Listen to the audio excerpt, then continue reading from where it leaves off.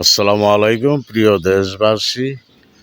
বাংলাদেশে অনেক হত্যাকাণ্ড ঘটিয়েছেন 17 বছর স্বৈরাচারী হাসিনা।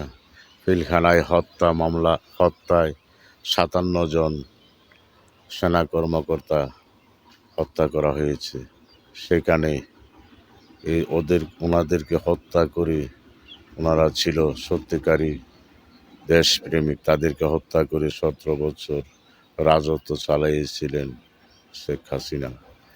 আর এই বছর সেই তারিখে বাংলাদেশের প্রধানমন্ত্রী তারেক রহমান, মাননীয় প্রধানমন্ত্রী, উনি আওয়ামী লীগেরই রাষ্ট্রপতি ও যত বাহিনীর প্রধান আছে, বর্তমানে স্বরাষ্ট্রমন্ত্রী সালাউদ্দিন আহমেদ, আরও অনেকজনই এই ওনাদের এই সেনা কর্মকর্তাদের কবর জেরাত করলেন। প্রতি বছরই তাদের এই দিনে স্মরণ করা হবে, সেই বিচারপতিরও বিচার হবে, আইনগতভাবে কারাগারে তাদেরকে পাঠাবে। বাংলাদেশের সংবিধান ও দেশের আইনগতভাবে বাংলাদেশের প্রধানমন্ত্রী তারেক রহমান সবারই বিচার করবেন। তো রাষ্ট্রপতিকে নিয়ে কবর জেরাত করতে গিয়েছেন, সেই জন্য ভাববেন না, কাউকে ছেড়ে দেবেন না। যারা অপরাধী বাংলাদেশে, যেই হোক, দলেরই হোক, আওয়ামী লীগ, বিএনপি, যে কোনো দলেরই হোক, কাউকে উনি ছেড়ে দিবেন না। ওনার প্ল্যান মতেই কাজ করবেন, চিন্তা করবেন না। বাংলাদেশের জনগণ, আপনারা তারেক রহমানকে ভুল বুঝবেন না।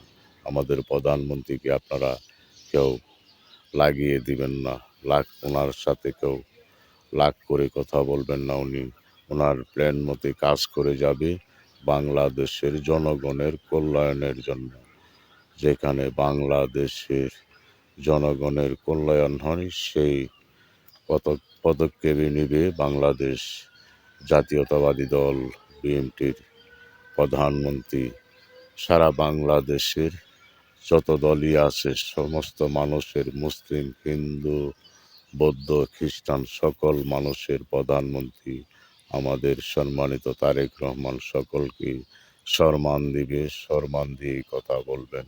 সকলেরই এই যে শুধু শাপলা চক্করও বিচার হবে, শাপলা চক্করে যে হত্যাকাণ্ড ঘটিয়েছে সেটার বিচারে সকলের বিচার হবে।